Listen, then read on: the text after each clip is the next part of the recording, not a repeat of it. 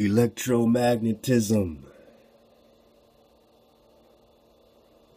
Electromagnetic people, electromagnetic fields, copper colored races, super-conductivity, fair use in they caboose. Hawa to the tribe, we tribing up. Orientation is important on the battlefield. You can't be on a battlefield and not have orientation. You can't say you're a prisoner of war and not give a damn about your orientation. So we're surfing the wave, we're getting it quickly, man. You know, we're back in our drop library. And again, it's getting built bigger and better. You know, we're going to keep building, man. We are master builders. We are going to build. We are going to build and build. And all this is, you know, thanks to you. Hopefully you can access it. I know some folks been having issues with this link, man. So, you know, we're trying to get to the bottom of things as they keep jamming us up. But we're keeping our feet moving, man. Moving water. Worlds beyond the poles, man. We'll be back in it. So yeah, we are in the the white man's Bible, man. We gotta get this, man. We gotta get this perspective, man. By being classy. What does it mean? Oh man, you already know they're gonna cut into something. But yeah, man, we just chilling. We over here in the flat earth conspiracy, man. Eric Dubé has done some great work, man. You know, building foundation. You know, you get the babies out of all this, you put it together, you know, you keep searching. And we jump right into this joint, man. The flat earth conspiracy, Eric Dubé. The Globe Earth Live. We got some of this before, but I just want to read it as a preface to this great video that Paco dropped on us, man. Love to the copper thread. Keeping it fluid.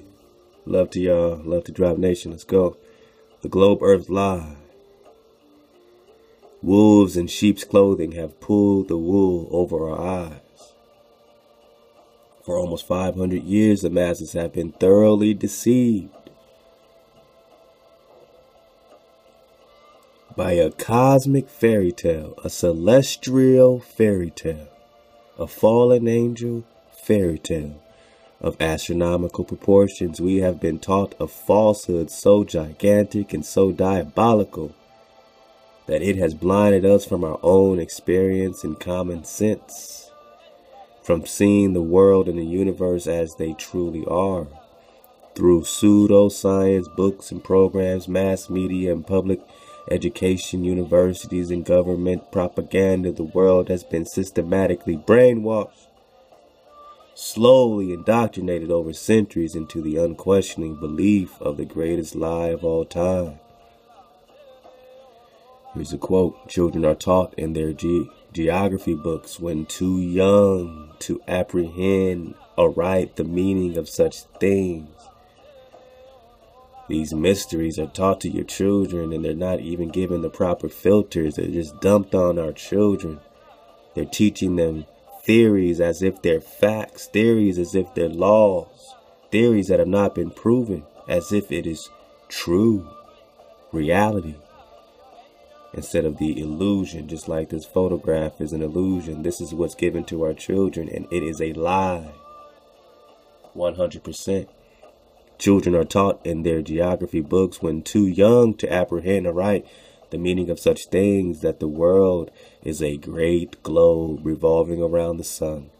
And the story is repeated continuously year by year till they reach maturity, at which time they generally become so absorbed in other matters as to be indifferent. Who cares, right? Who cares? It's taught, you know, so much going on. Who cares? So now we're indifferent as to whether the teaching be true or not. And as they hear of nobody contradicting it, they presume that it must be the correct thing. If not to believe, at least to receive it as a fact. They thus tacitly give their assent to a theory which, if it had first been presented to them at what are called years of discretion, they would at once have rejected. So the years of discretion, you know, are later on in their development. And instead of waiting until they're ready to receive it with their proper filter, they're giving it like a layup, an easy layup. You You give your children to them to be indoctrinated. In the words of Dr. Sebi, the great Dr. Sebi, a grizzly bear does not send his child to be educated by a polar bear. He does not send his child to a polar bear to teach him how to be a grizzly bear. A polar bear cannot teach a grizzly cub how to be a grizzly bear, only to be a polar bear, even though they're both bears. Two birds don't eat the same thing. Two birds don't have the same, don't rock the same, don't have the same frequency. So because you're two human beings, you're supposed to be rocking with whatever they want to indoctrinate on you because you're human. How much more tribal should you be than the grizzly bear or the polar bear? By nature. Man, natural by law, man. Peace to the bro. So before their years of discretion, if it had first been presented, if you give them this lie when they're ready, when they have their filters and their years of discretion, they would have once have rejected it. The consequences of evil teaching, whether in religion or in science, are far more disastrous than is generally supposed, especially in a luxurious laissez-faire age like our own. The intellect becomes weakened and the conscience seared, and that's from David Wardlaw Scott in Terra Firma. The earth not a planet, proved from scripture, reason, and fact. For 500 years, an elite cabal of sun worshippers, Jesus, Zeus, has propagated this nihilistic, atheistic cosmogony unquestioningly believed by a vast majority of the world. We have been taught, contrary to all common sense and experience, that the seemingly motionless flat earth beneath our feet is actually a massive moving ball spinning through space at over 1,000 miles per hour, wobbling and tilted 23.5 degrees on a vertical axis while orbiting the sun at a blinding 67,000 miles per hour in concert with the entire solar system, spiraling 500,000 miles per hour around the Milky Way and careening across the expanding universe away from the Big Bang at an incredible 670 million miles per hour. But that you feel and experience none of it. You don't feel shit, do you, so-called Negro? You see stillwater ponds and birds just flying to and fro, but all this movement going on and you don't feel shit. Because your senses are just turned off. So now you just have to believe science, believe in their God of science, their Baal, their Baal, their gravity God, their force. That's a theory, not a law, but you must believe in this God called gravity, called a force. We have been taught that a mysterious force called gravity, force, power. You have to believe in a mysterious power called gravity, a mysterious power, a mysterious force, a God, a force, a power, a God, a force, a power, a mysterious force, a mysterious power, a mysterious God of their Baal ball called gravity. You have to believe in it, my people, for it to be true, because it's not. Physics, density. You don't need gravity if you're not spinning. You have density. It is physics. That is your law. Physics, something that is denser and something that is less dense. And if you're denser, then what? You don't float away. But gravity is needed if you're spinning on a ball going 1,000 miles per hour while going on a wobble tilted at 23.5 degrees, blazing 67,000 miles per hour. You don't feel nothing. This whole Milky Way is going 670 million miles per hour in this magical, mysterious force God called gravity of the Baal. A magical magnetism responsible for keeping everything from falling. So this magnet is in the center and nothing's falling off and everything's perfectly balanced because of a mysterious force, a mysterious God that you got to believe in, man. You have to believe it. That's what they're trying to tell you as a fact. Believe in this mysterious force. A magical magnetism responsible for keeping everything from falling or flying off. The spinning ball Earth is just strong enough to hold people, oceans and atmosphere tightly to the surface, but just weak enough to allow bugs and birds and planes to take off with ease. So whilst we sit drinking our cup of tea or coffee, the world is supposedly rotating at 1,039 miles per hour at the equator, whizzing around the sun at 66,500 miles per hour, hurling towards Lyra at 20,000 miles per hour, rotating around the center of the Milky Way at 500,000 miles per hour, and merely moving at God knows what velocity as the consequence of the Big Bang. Oh no, we know the velocity. They say it's 670 million miles per hour because of the Big Bang. And not even a hint of a ripple on the surface of our tea. Yet tap the table lightly with your finger and voila, Navel T. Jones. So you could tap the table lightly and get a ripple on your tea, but you're moving at 670 million miles per hour, spinning at 1,000 miles per hour, and you don't feel or see even a ripple on your tea. So that's a hell of a motherfucking force that you gotta believe in, man. That's a hell of a mysterious force, man. That's a mysterious force, man. Keeping millions of tons of water crushed on a ball in a vacuum of space. A vacuum? Sucking? Vacuum suck, right? So, vacuum, but the water is stuck on a ball and birds are flying wherever they want. I remember being taught when I was a boy that the earth was a great ball revolving at a very rapid rate around the sun, and when I expressed to my teacher my fears that the waters of the oceans would tumble off, I was told that they were prevented from doing so by Newton's great law of gravitation.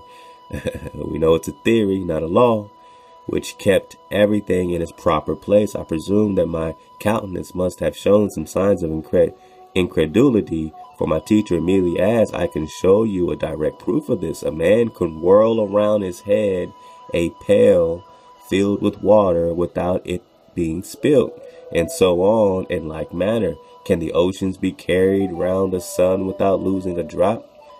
As this illustration was evidently intended to settle the matter, I then said no more upon the subject. Had such been proposed to me afterwards as a man, I would have answered somewhat as follows: "Sir, I beg to say that the illustration you have given of a man whirling a pail of water around his head and the oceans revolving around the sun does not in any degree confirm your argument, because the water in the two cases is placed under entirely different circumstances. But to be of any value, the conditions in each case must be the same, where here they are not. The pail is a hollow vessel which holds the water inside it, whereas according to your teaching, the earth is a ball with a continuous curvature outside, which in agreement with the laws of nature could not retain any water." Is in disagreement with the laws of nature, but they give you a false law called gravity, which is a theory, which means you're in the head of a hijack. You're in the hijack's head that's making up shit. And why? Is it not to continue the spell on you? We have been taught that the ball Earth spins at a constant velocity perfectly dragging the atmosphere along so we cannot feel the slightest bit of motion, perturbation, wind, or air resistance. They say we cannot feel any of this motion because the magical Velcro of gravity pulls the atmosphere precisely along, and we cannot measure any of this motion because the stars are so incredibly far away that over 100 million miles of supposed annual orbit around the sun amounts to not a single inch of relative parallax change. How convenient. We have been taught that the apparent orbit of the sun, planets, and stars, but not the moon, around the earth are all optical illusions, and that it is in fact the earth beneath our feet which moves, and our eyes that deceive. A special exception is made for the moon, however, which is said to revolve around earth just as it appears. Since we only ever see one side of the moon, we have been taught this is because the moon's supposed 10.3 mile per hour west to east rotation combined with this 2,288 mile per hour orbit of Earth just happens to be the exact motion and speed necessary to perfectly canal around the Earth's supposed 1,000 mile east to west rotation and 67,000 miles per hour orbit around the sun, thereby creating the perpetual dark side of the moon illusion. So you only see one side of the moon all your life. Is it a sphere or is it a disk? Is it a sphere or is it a disk? Though the sun and moon appear to be relatively small, equal-sized bodies, we're going to get that confirmed in the Book of Enoch, revolving around a stationary Earth, we have been taught that this too is an optical illusion. They're not the same size. Really? They look like it. And they are in fact thousands of miles divergent in diameter. They say the sun is actually a whopping 865,374 miles across. Really? Or is it only 32? That's a big difference, right? I mean, that would account for it being much closer, right? And these being the same size discs, you only see one side of both of them. 109 times wider than the Earth, really? And contrary to all experiments and common sense that we revolve around it. They say the moon is 2,159 miles across, a quarter of the size of the Earth, and why they appear the same size is because the moon is only 238,000 miles away. Really? While the sun is an unfathomable 93 million miles away from the Earth. And these just happen to be the exact diameters and distances necessary for a viewer from Earth to falsely perceive them as being the same size. You don't say. And we'll end it with this quote right here. A sphere where people on the other side live with their feet above their heads, where rain, snow, and hail fall upward, where trees and crops grow upside down, and the sky is lower than the ground. The ancient wonder of the hanging gardens of Babylon dwindle into nothing in comparison to the fields, seas, towns, and mountains that pagan philosophers believe to be hanging from the earth without support. And that's from Lacantius on the false wisdom of philosophers. Let's get this one more. I confess that I cannot imagine how any human being in his proper senses can believe that the sun is stationary when with his own eyes he sees it revolving around the heavens, nor how can he believe the earth on which he stands is whirling with the speed of light around the sun when he feels not the slightest motion. David Warlaw Scott. All right, man. So you can continue this, man. You know, you're just getting on that Globe Earth Live, you know. And love to Paco, man. We're going to actually jump in this great drop, man. And, you know, we'll just keep it pushing, man. See how much we can get of this.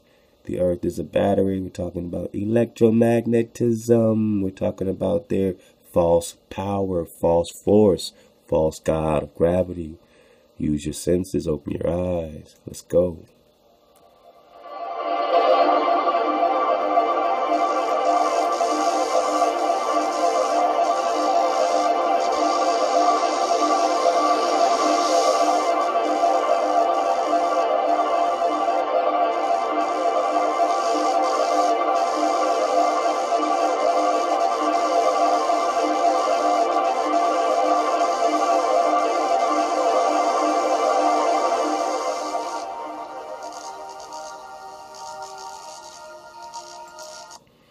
Do you see them showing you the tree of life?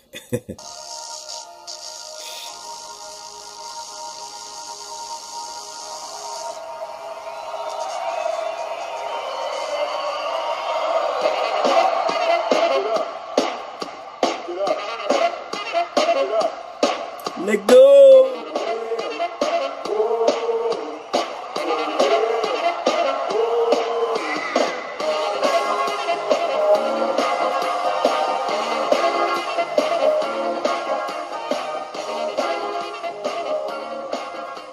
Yeah, that's how we start this shit. Let's go. It's a long fly ball going back, and the ball shatters the sky, bringing the ocean itself down into the stadium. Oh, Simpson just broke this dream's reality wide open. There's a mutiny. The captain thinks the world is a see? But we all know it's a flat, right? Of course it's flat. Sure, I know the world is flat. Yeah, so do I. Everybody knows that. Good. We don't have time for a meeting of the Flat Earth Society. If I say that the world is round and someone else says it's flat, that's worth reporting. The journalist's obligation when writing a story is to give equal column space to all sides. And if someone says the earth is round and someone says the earth is flat, at some point you're going to make a judgment. The earth is flat, people, is just flat out wrong. I will not be giving them the attention. We're wasting time, and I'm not doing a service to in my role of informing the public. Wow.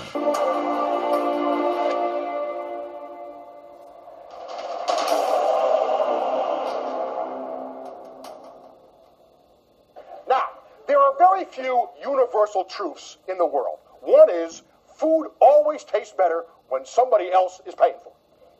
Universal truth. The other is that everybody in this room was taught the story of how Columbus went before Queen Isabella of Spain, and he was going to prove to her that the world was... Do you know what Queen Isabella of Spain, pretty smart woman, I gotta believe, would have said to Christopher Columbus when he laid this line on her? She would look to him and go, Christopher, Aristotle figured out the world was round 2,000 years ago. This is 1492, the year they invented the globe.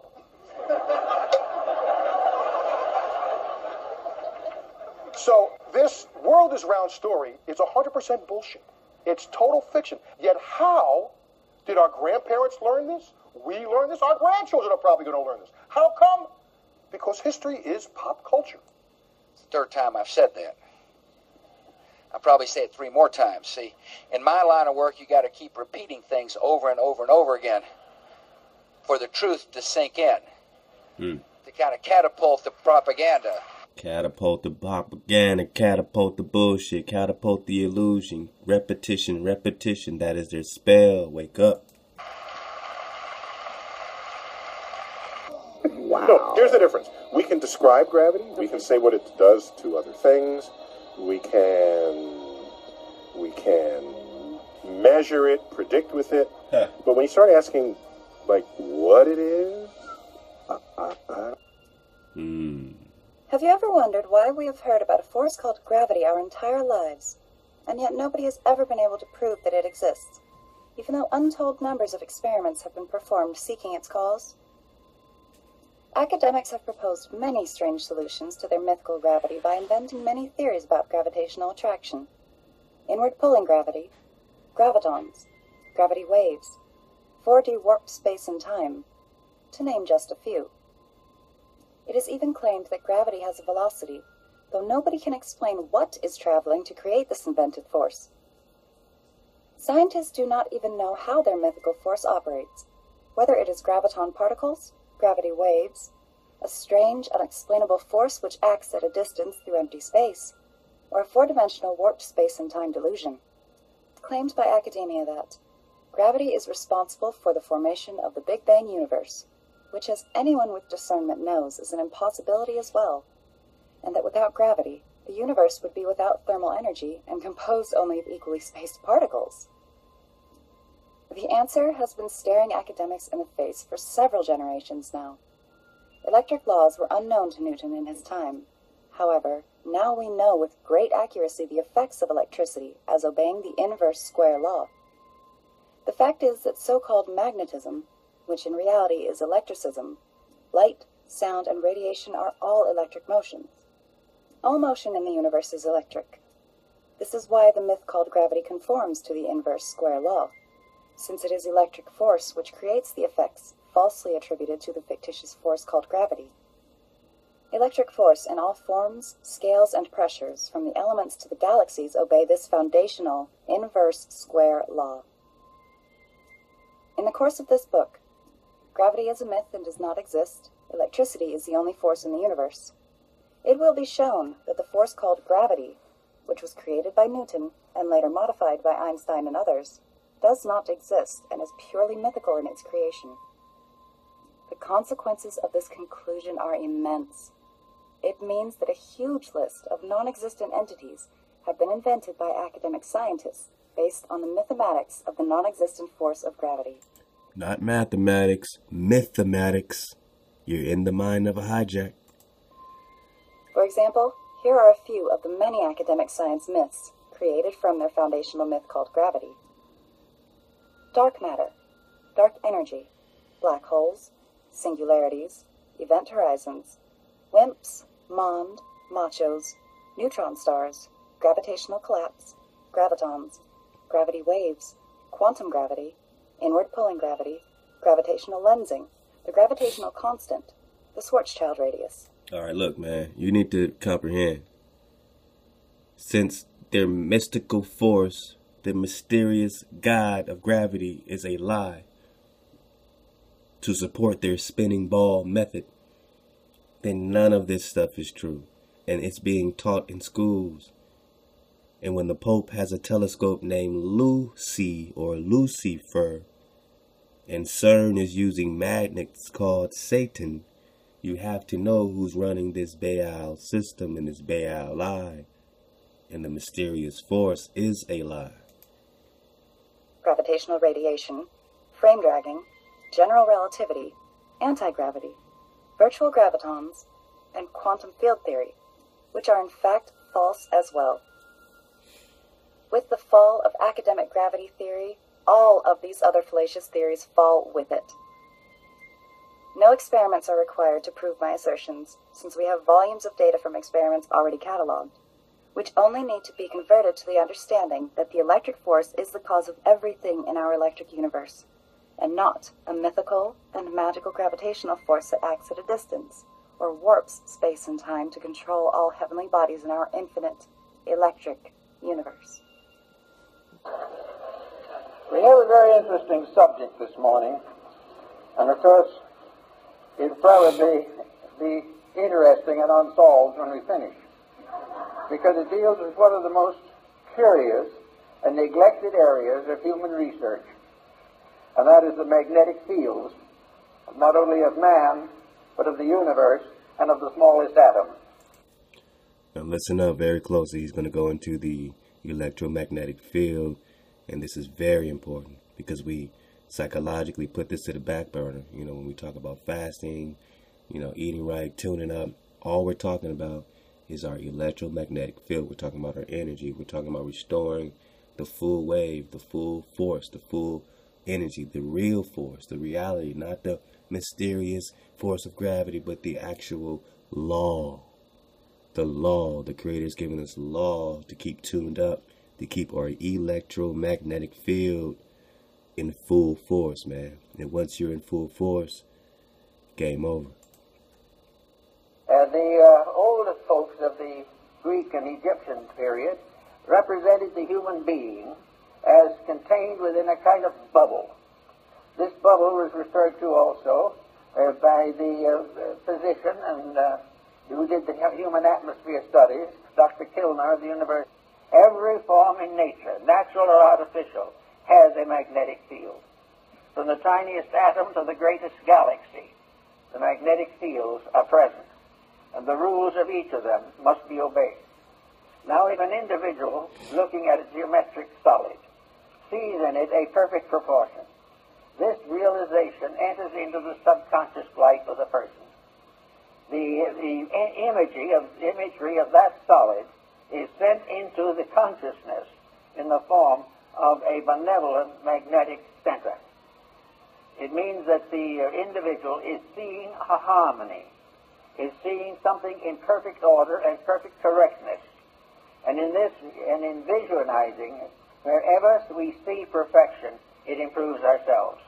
Wherever we accept discord as inevitable, it injures ourselves. Everywhere looking around us in nature, we see that all natural things are benevolent. It is only when these are abused, mostly by humanity, that these benevolences are lost. So we find that we live in a universe in which everything is in harmony if we are. They correspond to the frequency of the distance in the heavens. Wherever we accept I just want to go back to this diagram, and this is showing the Earth being a battery. And it's a very interesting concept. Here we surf the wave, we accept different theories and go through them. We use repeatable and observable science. We try to find the repeatable drop, to get that purified substance, man, to make sure we get the drop out. So, we look at these things. So we look at this particular, diagram, and when you talk about a firmament, and you talk about the salt water, the electrolyte solution, they're calling it, electrons move to the cathode. All right, man, this is for you. This is at the 9:17 second mark. All right, so we're just talking about the Earth being a battery. Let's go. To the frequency of the distance in the atoms in the structure. The distance between the atoms in a structure is equal to the wavelength, which will resonate that structure. Once you find the resonant frequency with the Tesla waves, you have effectively trapped and aligned the atoms. You can now tune the frequency a tiny bit higher, causing diamagnetism by squeezing the atoms together, restricting the electron orbits. Today there is quite an energy, frequency, vibration. We said it before, it keeps popping up. We know we're not talking about the universe, we're talking about the creator. And we're talking about the 9, the signature, the image. Let's go. In little stones, all kinds of stones.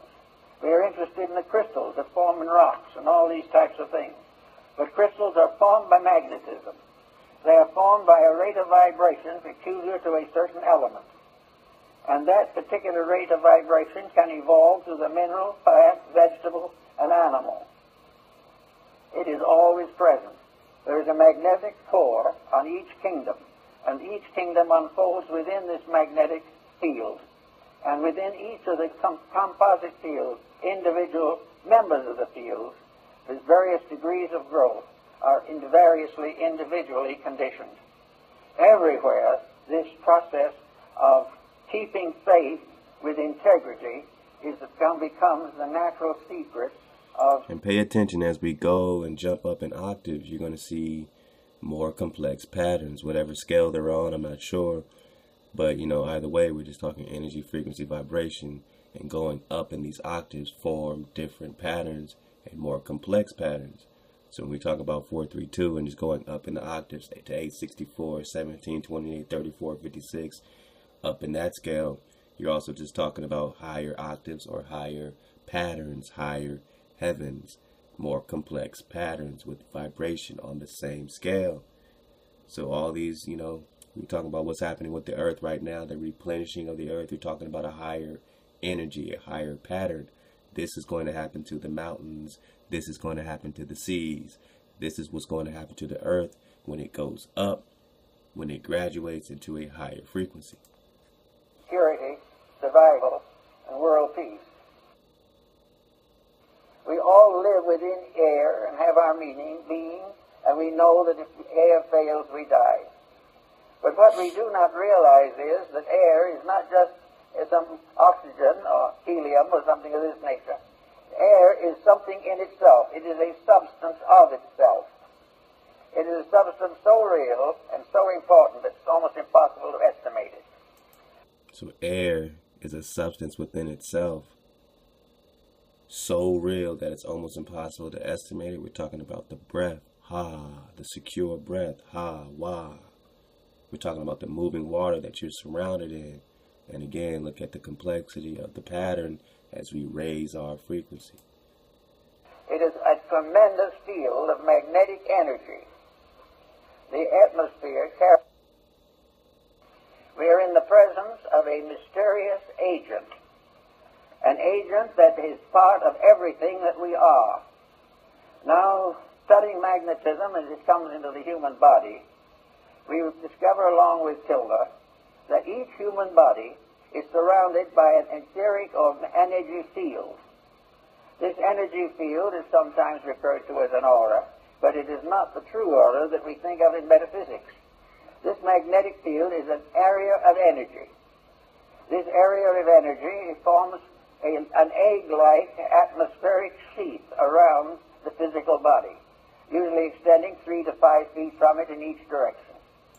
3 to 5 feet in each direction. You know, you gotta back some of this up and make sure you hear this drop that this cat is spitting. I know you're looking at this, fun, complex model here, but nah, man, 5 feet in each direction. Everyone has what he's calling an egg-shaped energy, and it's a real energy. So you see yourself as just what you see in the mirror. That's not you. You are the complete, the completion of this energy. You are the unseen. You have unseen energy, unseen force. And when you talk about tuning up and choosing up, making the right, decisions, getting the right frequency, getting the right food, you're talking about tuning your entire frequency, all of it that's 5 feet away from you in every direction. All of that needs to be tuned to the right frequency of your image, of your creator, of your Adam, of your nine. You have to go back home. It's about going back home right now, man. It's about returning to your vibration, the greatness, the throne. Let's go. This energy field is the basis of virtue, because this energy field depends for its reality, its serviceability, and its protecting power to mood, emotion, thought, and the attitudes of the person around which this magnetic field is gathered. In other words, the individual they are normal. If mentally, emotionally, and physically, they're keeping the rules. This magnetic field forms a tremendous protection. It is normal, it is healthy, it is constantly able to handle infections and all kinds of difficulties. It will help to heal wounds. It will help to recover the use of functions and organs. And if we are deprived of some part of the body, it will try to compensate for it. As long as the individual takes proper care of his magnetic field, it will serve him. So the magnetic field is there to serve you, whatever you need, man. But you have to take proper care of your energy, which means what? Choosing up. Unplugging, man, from as much of these electronics that are jamming up your frequency, putting your phone down, man. I know, man, everyone will try to holler at you sometime about whatever, man. You got to put it down. You got to separate. You got to go, around your mountains, around your trees, man. We just talking about the CUV. Get your frequency right, man, so it can take care of you. You have to think about the whole. You have to think about the energy. You have to think about more than what you see in the mirror. You're more than what you see in the mirror. The beginning of the study of magnetism can be traced back to Egypt. And the Stas and Wan of the ancient priests were instruments of magnetic conjuring. Also, we find the Greeks used it, and among the Greeks and early Egyptians, we have the first understanding of the nature of magnetism. It was used principally in healing. It was well known to Pythagoras, who gave us considerable information on the subject, which was promptly forgotten by everybody else. Then we have little knowledge of it, except through the Arabs. The Chinese were aware of it because of the discovery of the mariner's compass. But for the most part, it was neglected until the 17th century, when it became involved in the story of Rosicrucianism. The alchemists, the Rosicrucians, and the Hermetists all were unfolding phases of magnetic theory. The first, probably in more modern times, to use it for healing purposes was Paracelsus of Hohenheim. It was also used strongly by the Rosicrucians and written about in considerable detail by Robert Flood, who was one of the great Rosicrucian apologists. It was also very well known to Athanasius Kircher, the great Jesuit scholar, but for the most part it was ignored. Then we come down a little later and we come upon a curious instrument, Mesmer's magnetic tub. This was a kind of tank in which many people put their feet at the same time and held hands and created a battery out of the water in the tank. It was studied carefully by Cagliostro. It is also known that it interested St. Germain profoundly, but it annoyed Benjamin Franklin all to pieces. He was never able to like the idea at all. After the development of Mesmer, which were promptly denied by nearly every field of science, the matter dropped into comparative obscurity until more recent times, when within the last 20-25 years it has been revived strongly. And it's this revival we want to talk about a little this morning, because it is one of the most interesting phases of our study of life. It is interesting that we should use magnetism so continuously and yet never really understand what it is. Ptolemy of Alexandria was one of the first to recognize the manifestations or emanations of solar light as containing an energy in addition to merely a luminous factor. The study of the magnetic powers of the sun will be more or less clearly understood by the study of the seasons. Winter, summer, spring, and these things have all to do with a magnetic factor in the air. And we think of it only as in trying to explain it as a physical astronomical phenomena, since as the rotation and revolutions of the sun and planets. But each of these planets is a field of magnetic energy. And this energy comes to us through what we call air. Now, what is air, actually? Well, we have scientific definitions of it, but there's something more to it than that. Air is something in itself. It is a substance. It is not only a condition of climate or of weather. It is a basic factor in the contributions which make up existence. One thing we have learned from television is that air transmits. We know, for instance, that we can have all kinds of programs on the air at the same time. And they can come from all directions. And they can overlap and interlap. But each one will remain separately identified as though it was moving in a channel or a circuit of its own. And all these scrambling films, some of which are scrambled inside as well as outside, are working on one atmosphere. And that atmosphere is keeping each one of them in a perfect orbit of its own. You can have a dozen programs, maybe turn them on, turn them off, but none of those programs is going through the air in the form we see it. We see the murder committed on the screen, and we see it broadcast into a theater somewhere or into a home. But it isn't the murder that's going into the home. The murder has not been visible when it went through the air. Something went through was vibration. And this vibration in the magnetic field can be divided into an infinite complexity of separate emanations. In other words, if we had 1,000 different channels, they could be differentiated in the magnetic field so that each one would be broadcast correctly and properly for whatever it is. Thus we realize there's something out there besides air, something besides helium and oxygen, something besides the ordinary factors we take into consideration scientifically. Now, the problem of morality in this is very definite. The moment we break rules, we damage that magnetic flow. We have got to keep the laws of nature, and these in turn are the laws of God, or the magnetic field fails. It can fail because of physical intemperances, which reduce its integrity and reduce its power. It can be wasted in riotous living, which is a common cause these days. It can be variously destroyed by moods, by attitudes, by fears, by complexes. It can be destroyed or damaged by alcohol, drugs, narcotics, all kinds of things. But if this field is damaged, it immediately reacts into health. It damages the individual's vitality.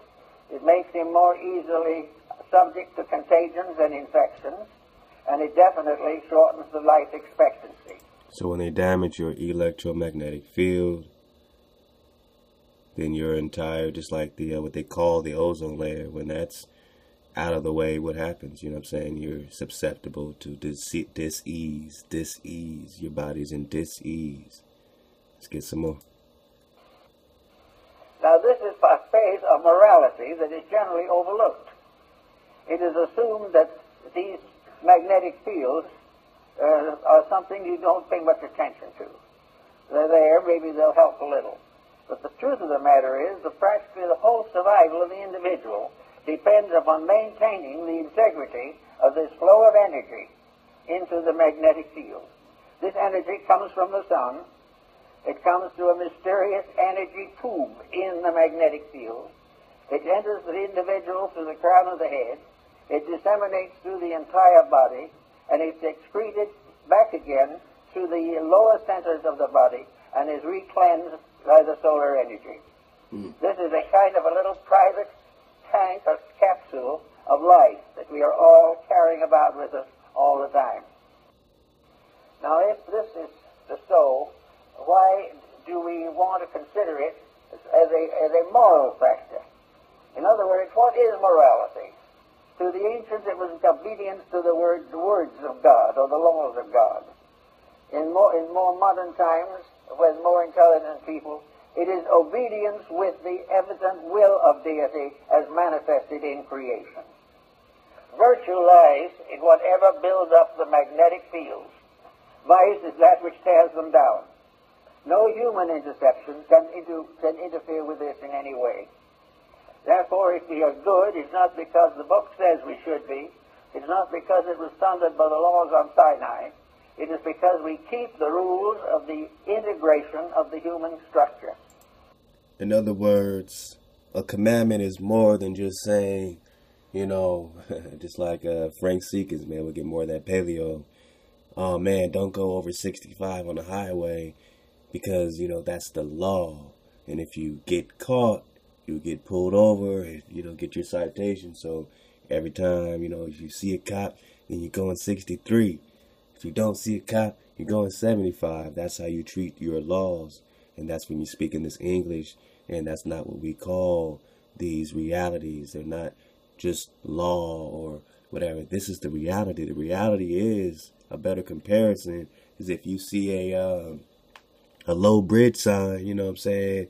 Oh, don't keep going down this road. There's a low bridge at 9 feet 2 inches, and you got a U-Haul truck measuring at 10 feet 2 inches.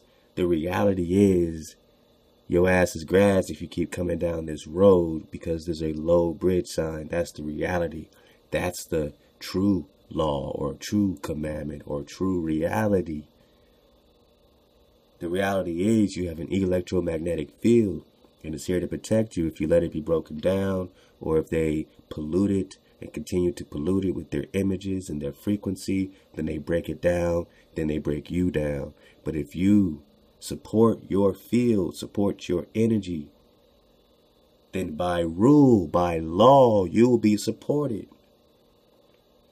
That which you call commandments, if you support that, if you rock every 7th day and you have your cycle and you tune up, you're tuning up with the ether, with the air. You're tuning up with that Shabbat. That's the 7th. That's the food. You're getting food on that day. By law, by virtue, you have a higher electromagnetic field. And what do you do with that so-called Negro? You won't be so-called anymore. You'll be who you are. You'll be the seed of the ether. Ha-wah. It's all for you. That we use the magnetic fields correctly and protect our health and our happiness and our well-being in that way. Now we think of the magnetic field as surrounding the entire structure of the body, as Kilmer shows in his work on the human atmosphere. and Babbitt also in his study of the atom. This, however, is only a phase of it. Each part of the body has a magnetic field. Each unit within the individual has its survival in a unit of energy. And this unit of energy is present in the smallest subdivision of imaginable space. It is in the tiniest atom. There is no such a thing as a dead particle in the universe. Even if it is killed by something, the very disintegrating process is a symbol of life energy. Wow. Therefore, we are confronted with the natural problem of realizing that virtue is to keep the law of the energy field. Keep the law of the energy. What is the energy? It is the creator. It is the source. It is your energy. When you unplug yourself from your source, from your power, you fall. When you do it your way, you fall. When you do it in the vibration, then yes, your your breath can be secure and will be secure by law. The law of the energy field, just by coincidence, is also the law of integrity. The energy field is what establishes right and wrong. The energy field tells us that to lose our disposition and temper fit is wrong. To use various negative, destructive attitudes is wrong. To compromise the principles of right living is wrong. To think badly, to feel unpleasantly, to be engaged in any action or concept which is contrary to the common good damages the magnetic field and therefore is wrong. Wow. Selfishness injures that field. Every vice we know, the breaking of any of the 10 commandments and a number of other rules result in damage to that field. The breaking of the 10 commandments damages your electromagnetic field. You thought we was playing? Listen again. Position and temper fit is wrong. To use various negative, destructive attitudes is wrong. To compromise the principles of right living is wrong. To think badly, to feel unpleasantly, to be engaged in any action or concept which is contrary to the common good damages the magnetic field and therefore is wrong. Selfishness injures that field. Every vice we know, the breaking of any of the 10 commandments and a number of other rules result in damage to that field. Thou shalt not kill, thou shalt not steal. We know we have 9 commandments in Paleo, the Lost Lunar's New Mexico stone, and how we go, and that breaking of those 9 realities damages your electromagnetic energy, damages your force field, damages your connection. You disconnect from your source, you fall. Thou shalt not kill. Don't kill your brother. Don't slay each other. Don't steal from each other. Don't bear false witness on each other. Keep rocking with me every 7th day. Cut it off and get your nourishment. Don't work, man. Just vibrate with me, man. Trust me. If you vibrate with me on that cutoff day, I will fill you with energy and you will get more. Nah, man. I got to get my own.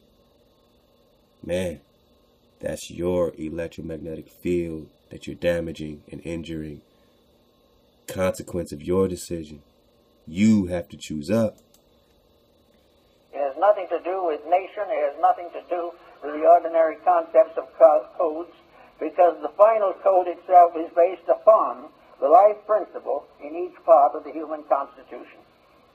So we have each little cell has its own moral responsibilities.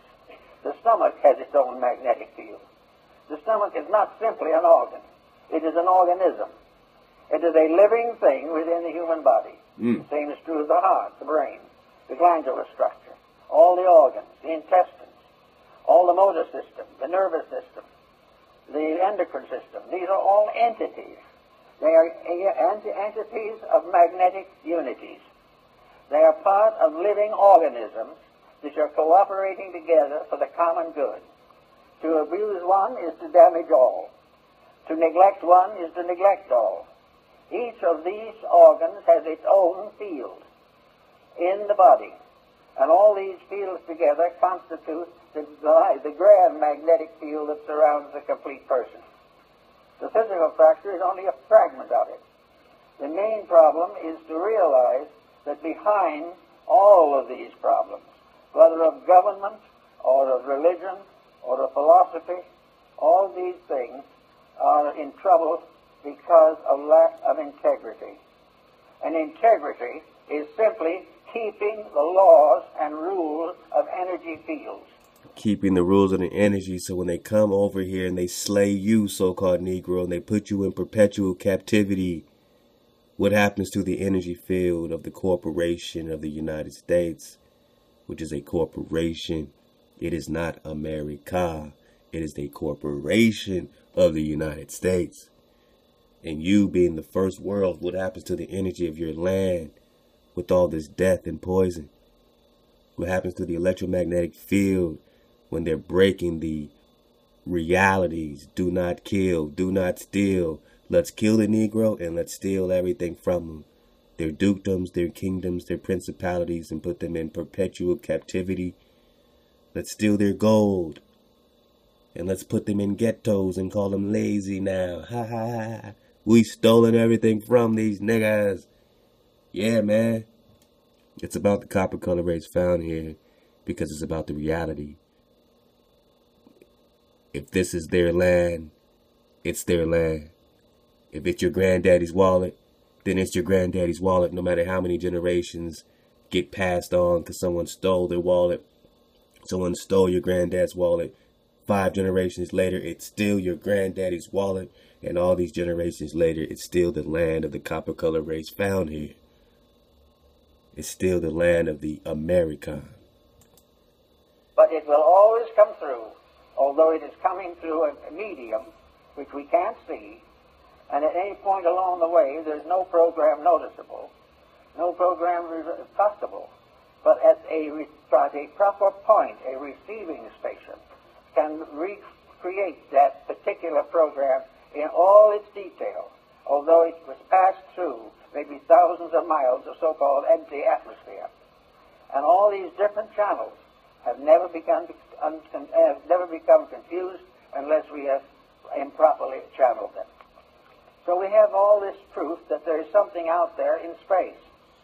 Now that what out there in space is also subject to toxin. We can say that some broadcasts are toxic. We can say that anything that goes through that space, which by vibratory rate is not good, is damaging not only itself, but its recipients, and is also poisoning the channel. So all these reality TV things and all these images of these Baal spinning and all these damaging images are going through the ether as negative vibrations into your home. And you think you need a TV and you need this. You're giving them portals and gateways for negative vibrations in your home. And you're looking at each other wondering what's wrong. As long as we have corrupt patterns, as long as aggressive commercialism, as long as corruption is indulged in over the airways, we will have magnetic sickness in the air. We will have it in the air, and it will permeate our homes, our families, our governments, and our nations. We will sicken that level through which that particular energy flows, so that the energies that we use for communication have their own sicknesses. They have their own vibratory rates. And the problem is the corruption of the communication media does not mean that the individual will have a complete collapse of his system. It will mean only that that part of his system which is turned into that community medium will be damaged. He can go right on, go to church, and build up that one. In the meantime, however, his television is tearing down another energy field. Wow. Now, as you tear down these energy fields, which most people don't even know exist or believe in, you are also opening yourself to all kinds of sickness and also all kinds of moral energy decay. You are opening yourself to the corruptions of the life principles which are necessary to maintain you. The moment you damage a level of integrity in your own magnetism, that level of integrity becomes sick. The moment that becomes sick, part of the defense against exterior problems is reduced. The only way in which the individual can be really dominated by anything except himself is when he sells out his own energy and becomes negative to other things. He has to relinquish his own integrity before he can be damaged by outside forces. Wow. There isn't enough evil in all the world to destroy the integrity of one person. So you have to defeat yourself first. You have to damage your own integrity. You have to lower your forces. And how do you release your integrity? By getting away from your realities, your 9 commandments, your realities, your actual earth reality, vibrational, energetic. That's the formula. You've been given the formula. Not killing each other and stealing from each other, vibrating with each other, connecting to each other, honoring thy father and thy mother above. Your framer and shaper. You disconnect from your source, it is game over. You've lost your integrity and now you're susceptible to their reality, their illusion. He must destroy it himself, or compromise it, or relax it, or be talked into something. But it has to be his own action.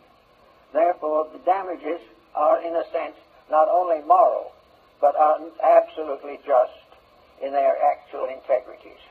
And this is the way in which, apparently, as the Chinese noted, the universe creates the concept of right and wrong. This right and wrong is simply a matter of what builds up and what tears down the essential energies upon which life depends. So we have this problem in every field of life. We have it in the narcotics problem. We have it in a large part of commercialism. We have it wherever there is an attitude of putting profit in advance or over integrity. Wherever the individual makes this compromise, he immediately becomes a part of this particular problem. This is all part of the process of things being changed from what they appear to be to the energy equivalents of themselves, and then restored to their forms in order to be perceptible to our various faculty perceptions. Therefore, again, everything becomes a matter of keeping the energy fields clean. And the only way they can be kept clean is by using them properly.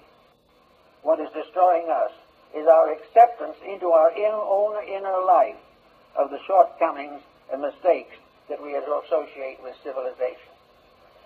We get into a political tangle, and we start hating people, and we start guerrilla warfares. And guerrilla warfare is simply another negative use of energy. All of the energy of life has to be used properly. The moment it is abused, it becomes dangerous. So we go on a little further into something else, the arts. And all of this is added up in a mysterious bank account, which is called energy, or magnetic resource. It is there to serve us. It is there to serve the individual who does wrong. But if the individual does wrong, the service collapses. And the individual who does wrong finally finds the energy turns back upon himself, and the corruption continues.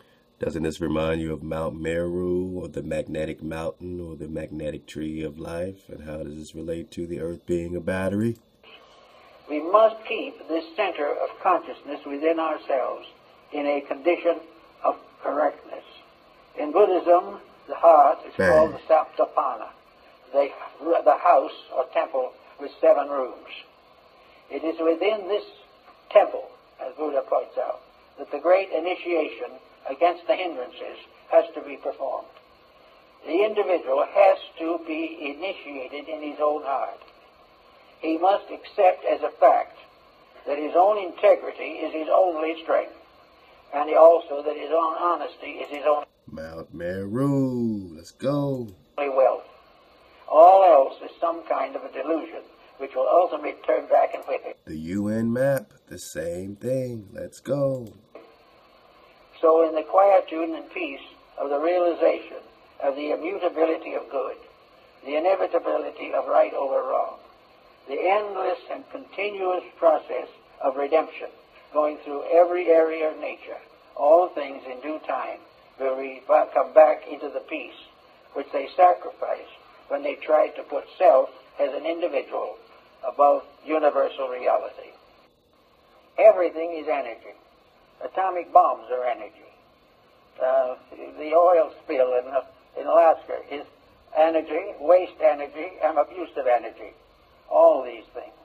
And they all arise from something being wrong in the integrities of life.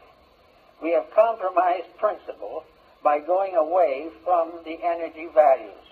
So we go back to the individual now, and we find him standing in the midst of his own magnetic field, with his structure protected by the constant radiating force of outflowing energy. An outflowing energy that vitalizes everything from the center outward and nourishes the solar system, which is the human body, from the level of the sun, as in astronomy. The ancient astrologers believe that these energy fields originated in man himself, and that the source of all the energy fields in the human body is the heart. That this is the thing from which all else radiates. Therefore, the most dangerous of all corruption is the abuse of love, abuse of friendship, abuse of integrities, abuse of fidelities, and abuse of those things of benevolence, mercy, and compassion which are associated with the heart. As those energies remain firm, the heart radiating out to the circumference of the magnetic field of the body is completely protective. It will be practically impossible for anything to damage it in the area where it is functioning properly. There may be other functions which is not yet perfected, but if the individual is basically honorable, he will be able to perfect these without too much trouble. And we will not be the first civilization, as is said in India. The great mother, the earth, has cast many civilizations from her back. Everything that goes beyond a certain point is destroyed because it breaks up its relation with its energy supply. It no longer is fed primarily by magnetism, because it's magnetism in the food that feeds us, it's magnetism in the air that we breathe, it's magnetism in the earth that grows our vegetables, and it is magnetism in our souls that makes us hope for good. We have been made gardeners in a beautiful garden, and we've let it go to weed. We have been given a beautiful planet, and we've subdivided it and sold it for profits. The original purpose was that we should become a wonderful group of human beings working together for the good of each other and the glory of the universe. We are being prepared for a bigger job than we have, but we are flunking the examination at the present moment. We are not doing what we should do. Everything that comes along is measured in profit. Everything that comes along is measured in freedom from responsibility, when energy is something that we must be responsible for, or we will waste it forever, or as long as we can. By the time forever comes, there won't be much energy left. But all this is a lesson in the morality of values. It is a lesson in the fact that we are the keepers in a garden. We are the gardeners in the garden of Allah, as the Muslim calls it. This is a beautiful garden that has been given to us, and we're letting it go to weed. We had a beautiful world with wonderful materials, so we dig under the earth and create materials to create war, death, and destruction. We have little gardens that we have beautiful times sitting under our own palm tree, but we are fighting to take everybody else's garden away from them. Notice he's talking to himself, man. He's not talking to the so-called Negro. He's talking to all these powers that are blowing shit to bits, digging up shit, messing it all up. They're talking to themselves. And you're like, whoa, we've been given a garden. No, we've been given a garden. And you've come here into the garden and you've destroyed it. And that's why you're saying to yourself. And when we finally find a small plot of land that we might be able to use, we find the real estate agents have priced it 10 times its value. All these things are all little things, but they all add up to the loss and waste of magnetic resource.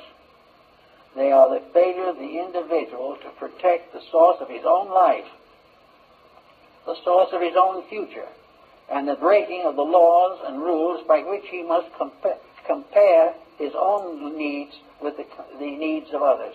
It is only when we work to protect the toadstool as well as the nation that we can have peace in the world. We must protect the small things, because each of them is a energy resource.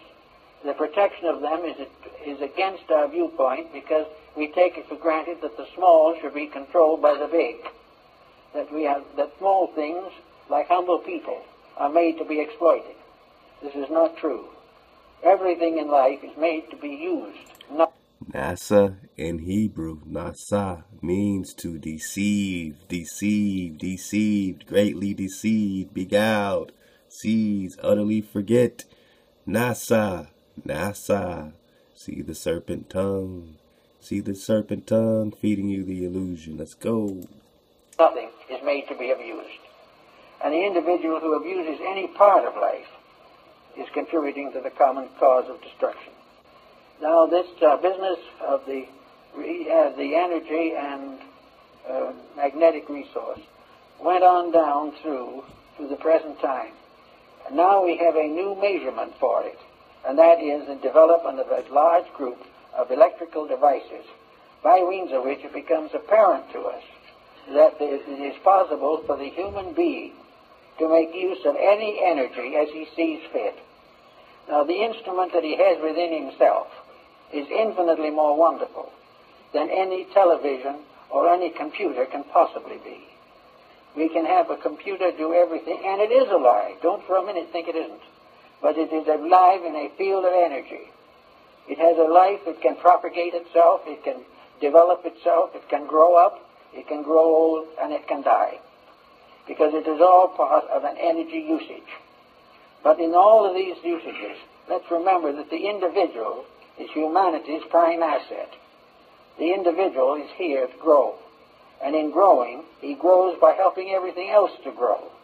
The moment he goes into negative competitive relationships with everything else, he destroys himself. Every misuse of life responsibility, use of basic materials, the abuse of forests, the abuse of water, the corruption of air, all these things are paid for in magnetic defects. And we are beginning to recognize them now. We are wondering why some of these strange things happen that have been happening in the last few years. Nuclear fission is a great tragedy, not because it simply offends the peace-loving human being, but because it is a misuse, a violent corruption of energy. It is the use of a divine power to injure other people. Therefore, that which lives by the sword must perish by the sword.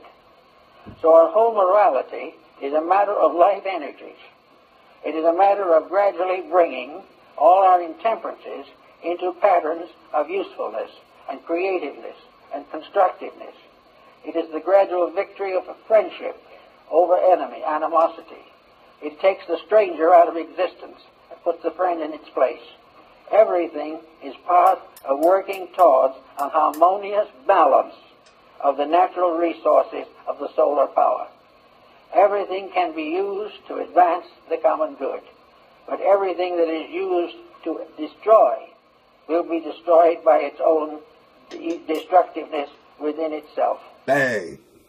Now, another phase of that is now coming into focus very strongly in the problem of general reformation in human relationships. Now, we're going to have to finally settle down, and every person will have to decide whether he is going to fulfill his own purposes or whether he is going to obey the laws of nature. Wow. That's from B.O.B., man. Love the B.O.B. You know what I'm saying? Awakening is not a journey. Oh, this is a quote from Shavasti off the B.O.B. cover. All right. Awakening is not a journey of discovering a distant land or a coveted secret, but whether it is a journey of surrendering to what has always been presented but shrouded in illusion and disillusion. And what's being presented, everything is being presented shrouded in illusion and disillusion. Man, Love to Stephen Smith, man. Y'all go check out more of that. Get a couple minutes for that dismount. We just got to keep it going. It's a very interesting article I leave with y'all. Wiki, Samuel Shenton on this link. Samuel Shenton, born 1903, died in 1971, was the founder in 1956 of the International Flat Earth Research Society, based in Dover, England. He lectured tirelessly on this to youth clubs, political and student groups, and during the space race in 1960s, he was frequently seen on television and in newspapers promoting his views. So he was out there when they were trying to race to the moon and do all that. He was like, man, y'all niggas is fronting. You are lying. It says he was a sign writer who lived with his wife Lillian in a ginger brick terrace in suburban Dover. He was the son of an Army sergeant major born in Great Yarmouth, and by 1920s claimed to have invented an airship that would rise into the atmosphere and remain stationary until the Earth spun westward at 1,000 kilometers per hour, 620 miles per hour, to the desired destination at the same latitude. Shenton could not understand why someone had not previously thought of this idea until he discovered in the reading room of a British library at Bloomsbury that Archbishop Stephen, a friend of Lady Blunt, the founder of the Universal Zetetic Society, had suggested an aircraft design similar to his own. When he discovered parallaxes in zetetic astronomy, he was an instant convert. What the authorities were concealing, Shenton decided, was the fact that the Earth was flat. So he's like, how come we can't, you know what I'm saying, just fly up, you know what I'm saying, remain stationary, let the Earth spin, and just land in China? I mean, why can't we just hover while the Earth spins and go places? Why do we got to fly airplanes when we can just hover while the Earth spins, man? Then he said, nah, because we ain't moving. That's why. That's why a plane can go, you know, oh, the Earth is spinning. When they say the Earth is spinning westward, so the Earth could be spinning from east to west, 1,000 miles per hour. But a plane from New York to LA round trip takes the same amount of time. But if the Earth is spinning from east to west, that means a plane flying west that's only topping out at a commercial flight speed of 500 miles per hour, and the Earth is spinning 1,000 miles per hour. You're going west. That means that, man, I should be going west. I should get to Cali from New York in no time. But when the Earth is spinning, when I want to travel back to New York, how can I ever reach New York if the Earth is spinning west? It's spinning towards me. I'm trying to fly east. I'm going only 500 miles per hour in my plane, but the Earth is spinning 1,000 miles per hour west. I'm going against the grain. How can I ever make up for that extra 500 miles per hour? Come on, spinning ball people. We can't keep spinning forever. We're going to take your ball away. We're going to pop and flatten these balls, man. Because he decided and knew that the fact that the Earth was flat. Shenton soon constructed a cosmology based partly on his interpretation of Genesis, that the Earth was a flat disk centered on the North Pole, with the zetetic notion of the South Pole being an impenetrable wall of ice. All right, we have multiple ice walls. As we have multiple ice walls, we have multiple ice walls. If we have multiple ice walls. Oh, man. Where are my ice walls? Ice wall. Ice wall. Ice wall. We're talking Antarctica ice wall, and there's more land beyond the poles, man. We're talking Japanese maps showing that there's more land beyond the pole, beyond the what? The ice wall. This is over 10 centuries ago, 1,000 years ago. This map was found showing an ice wall and more land beyond it. I mean, we're just talking ice ring and more land. So is it play? When he's saying a flat disk with the South Pole being an impenetrable wall of ice that marked the edge of the pit that is the Earth in the endless flat plane forming the universe. The sun cast a narrow beam like a flashlight moving over a table as it traced flat circles. that varied over 365-day cycles. The sun was 32 miles in diameter, 3,000 miles or 4,800 kilometers above the earth, and the moon also 32 miles. So remember, a lot of this is based in the Book of Enoch. We're going to get some of this that shows that this is the same size, 32 miles, 32 miles. The sun was 32 miles, only 3,000 miles above the earth, y'all, not 93 million miles away. You be the judge. And the moon also 32 miles, so they're both the same size. Again, in the Book of Enoch, chapter 71. You can skip down to here because we got to hurry up. This is verse 47. And thus it goes in and out, neither slacking nor resisting, but running on its own chariot by day and by night. It shines with the 7 portion of light from the moon, but the dimensions of both are equal. Equal sizes. And I'll leave this link too, you know what I'm saying? The Book of the Revelations of the Lights of Heaven. Again, just, you know, going through those gates. Let's go to page 105.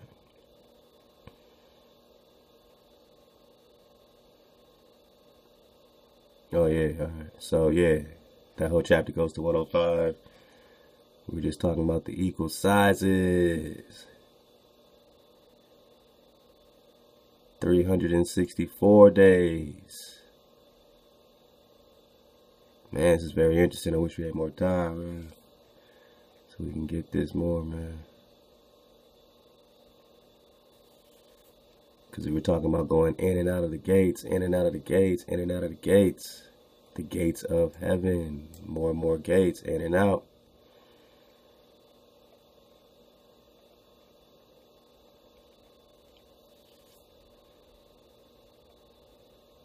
You want to see this one part it has.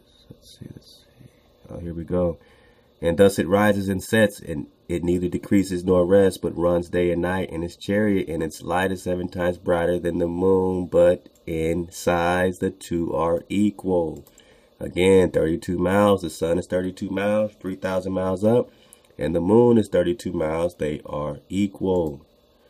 Check out this little bit right here. Science lied. The sun is small and close in the glass firmament. And you be the judge. 3,000 miles away or 93 million. Use your senses.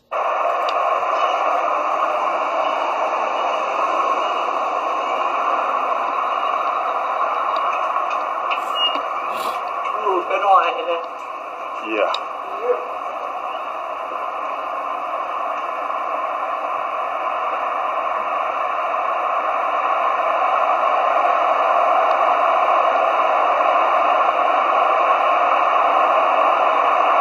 3,000 miles or 93 million. Use your senses. Activate.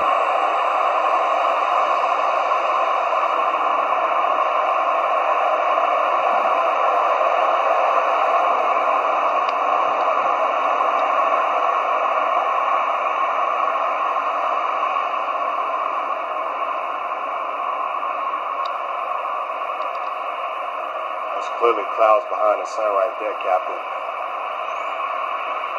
Clouds behind the sun. 3,000 miles or 93 million. All right.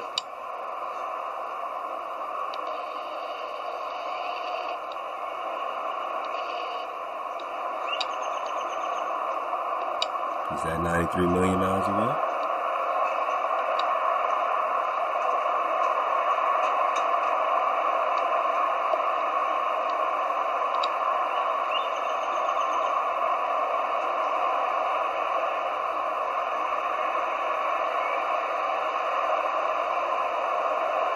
There's clearly clouds behind the sun.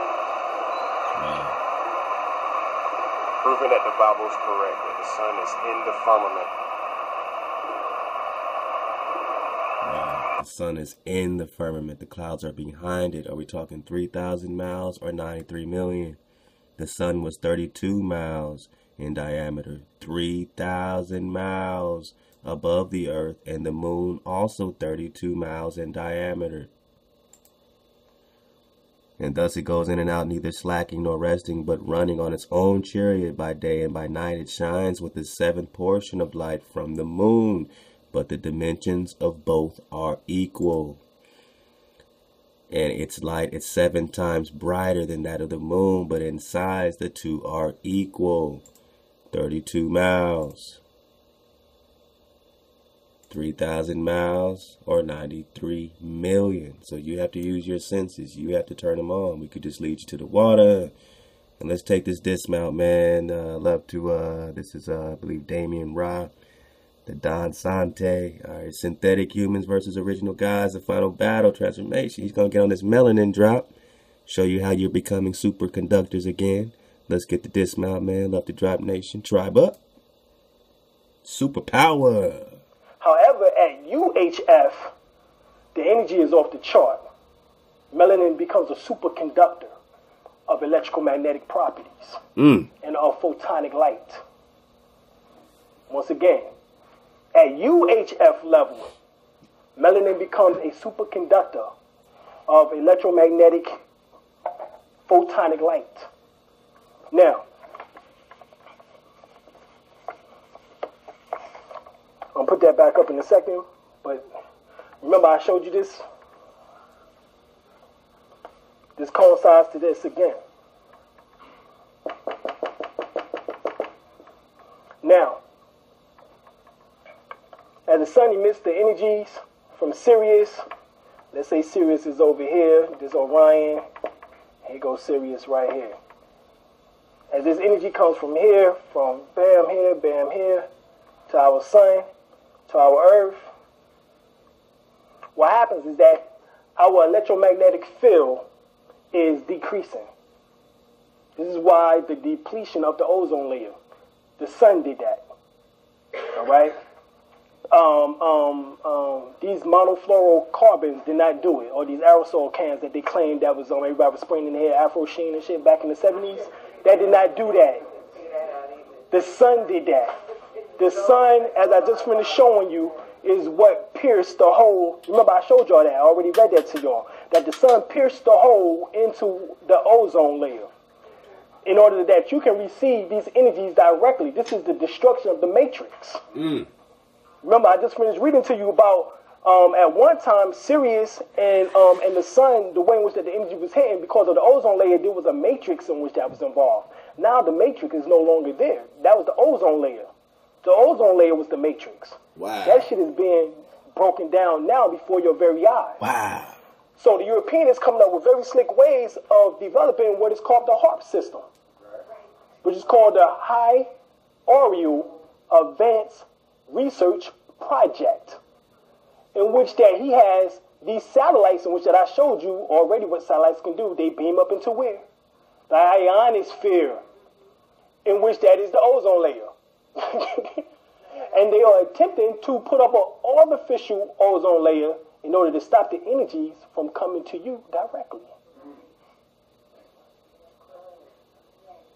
So they don't want you to get this energy. They don't want you to jump into, because see, if you jump, they do what? Oh, say it again. If you jump, they do what? Oh, okay. Go back to the caves. Go back to the caves. They want to go back to the caves. Do you think they'll be able to do that, to block it? No, right now they're working with approximately 300 billion watts in which that they're working with the HARP system presently. Just up until a few years ago, they was only working with 100 million watts. Now they're working with over 300 billion watts. So the thing is that they have approximately 72 they have acres, 72 of these poles and satellites on several acres of over several acres of land. And so what they're attempting to do is bring this energy up into the ionosphere in order to block the transmissions from these stellar constellations, which I'm telling you about where light comes from. So as they attempt to disrupt, you manifest in the 12 tribes of Israel. Whoa. That's what they're attempting to do. Whoa. Because what they're attempting to do is bring this energy up into the ionosphere in order to block the transmissions from these stellar constellations, which I'm telling you about where light comes from. So as they attempt to disrupt you manifesting the 12 tribes of Israel, they want to disrupt you becoming you, the sprouting seed, the tribes. That's what they're attempting to do. Because this energy is going to come from where? I just showed you. Alcyon, the central sun, to Sirius. You know what I'm saying? The constellation, which is Ursa Major, which is the Great Bear constellation. Don't get it twisted. This energy is coming from the greater light, Hawa, above the barrier, to the seed, the sprouting seed, the sons, the daughters, the continuance, the heir, the inheritance, the son of Noon, the sons and daughters of Noon, the sprouting seeds, Hawa. And it's going to come down into our planets to you and change your DNA. So they don't want your DNA changed. Because if you mutate, then damn, they mutate. And they don't mutate pretty. You will, because you have the ability in order to take the energy from these star constellations and transform them into super electrical conduction. Yes.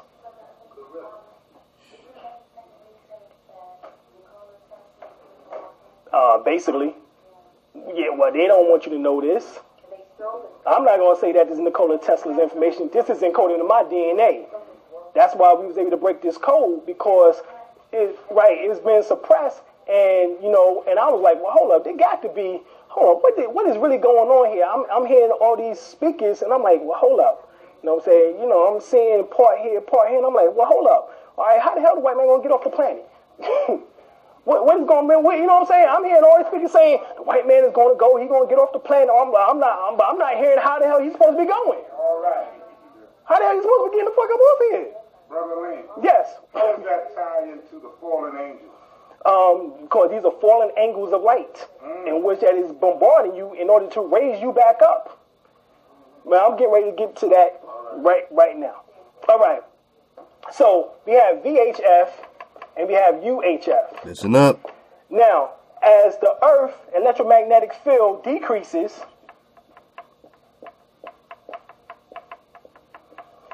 the core of the Earth, its field increases. Is what is called the Schumann resonance.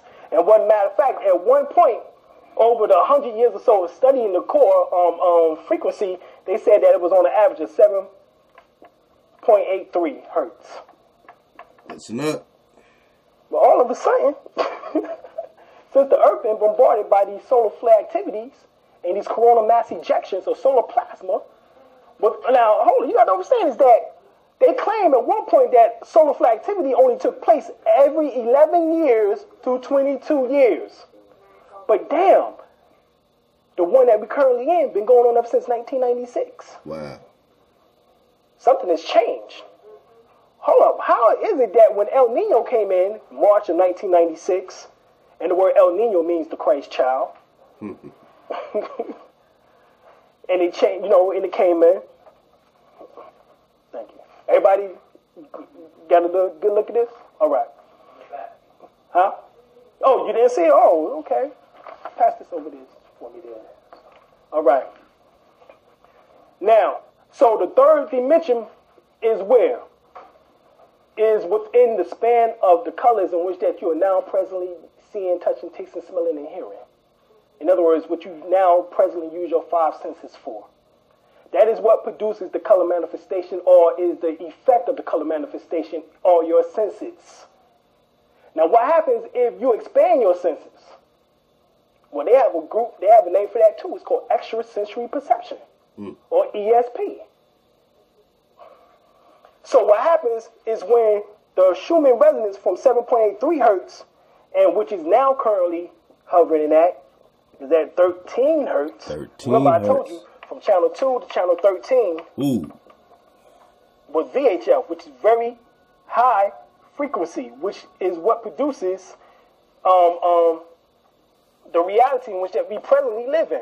So the illusion is the VHF, and we're trying to get back to the ultra high frequency, which is coming. We're at 13 hertz from 7.83. Let's go.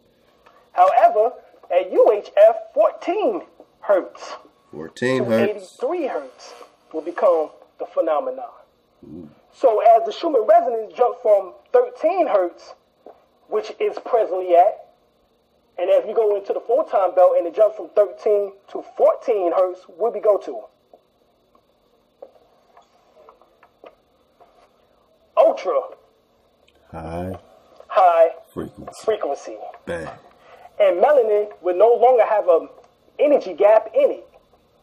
Wow. Melanin will become a superconductor of electromagnetic properties. Wow. In other words, you will be able to take all the span spectrums of all the rays of light that I just showed you on this paper, from cosmic rays down to electrical rays, and transform them and transmute them into any way, shape, form, and fashion that you choose to. One more time. Melanin will no longer have an energy gap in it. Melanin will become a superconductor of electromagnetic properties. In other words, you will be able to take all the span spectrums of all the rays of light that I just showed you on this paper, from cosmic rays down to electrical rays, and transform them and transmute them into any way, shape, form, and fashion that you choose to.